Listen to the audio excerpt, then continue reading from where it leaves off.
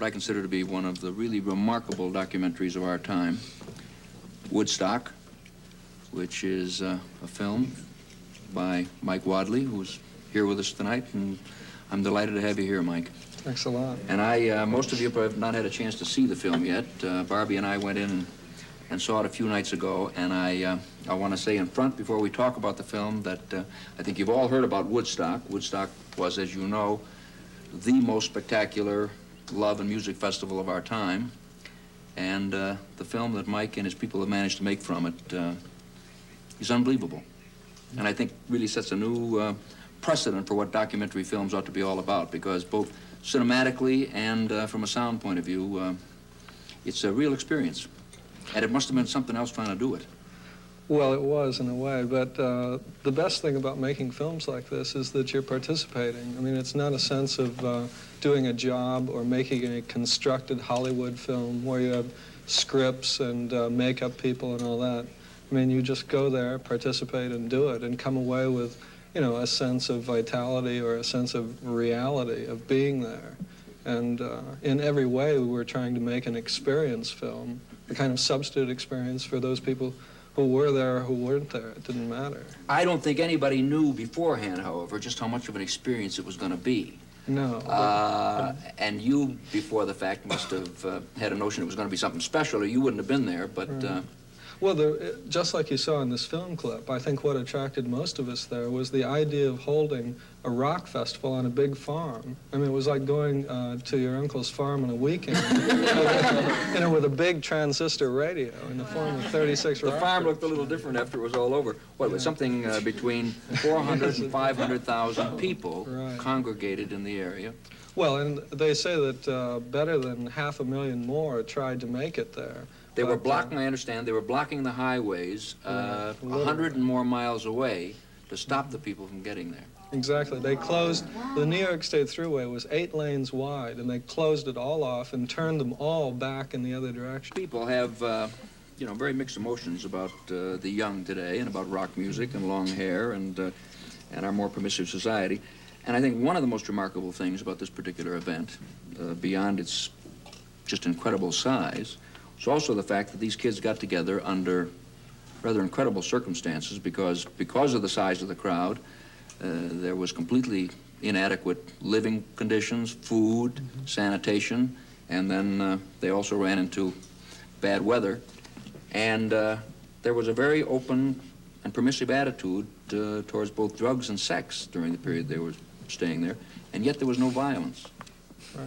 No violence at all. Well, excuse me, it was like one of the guys says in the film, and there are a couple of adults arguing, and one of them says to the other, now, can you imagine 50,000 adults getting together with beer, you know, at any place?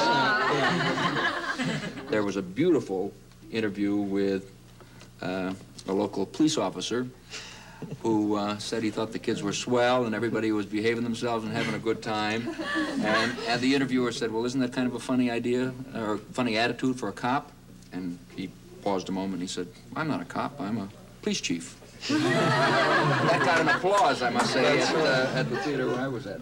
Well, Country Joe, you were there. What was it really like performing at this event?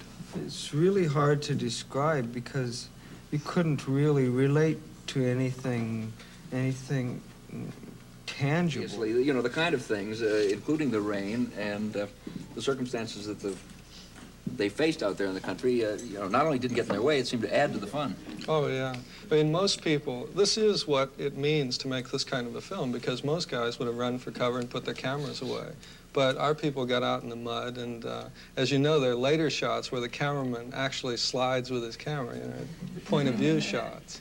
But that was the whole thing that I mean about participating. There wasn't a separation between the people who were making the film and the people who were in front of the cameras. I mean, it was all a, you know, a rapport situation. Do you think there are going to be other festivals of this kind? Or is this a one-time? No, I think there'll be more. I mean, of this size? Well, it's hard to say. They have festivals planned for Japan and Belgium and Holland. They had one on the Isle of Wight soon after that was very successful. I think they're proliferating around the world more than in America, because in America there's been a lot of bad feeling about this large collection of kids But I think the Woodstock is a pretty good idea to see as a film, because maybe it'll change the minds of a lot of city councilmen. I mean, like you say, the police chief true. approved of it. Yes, and an amazing number of the people, you know, you were very good about showing both sides, but an amazing number of people in the community. The people there pitched in when they found out the kids were there and didn't have anything to eat. They pitched in and brought food to the kids, set up additional sanitation facilities. The love festival aspect of it and the spiritual aspect of it, I think, did come across. What's fun about making a film like that? Oh, yeah. That guy. That was Hugh Romney, by the way, who's with the Hog Farm, which is a commune that really was responsible for taking care of the people there. They put up these food lines, you know, with rice kitchens and free bread and everything. That was not the musical high point of the program, No, not that, no. And, how much footage did you shoot? We shot 250,000 feet, which is about 120 hours.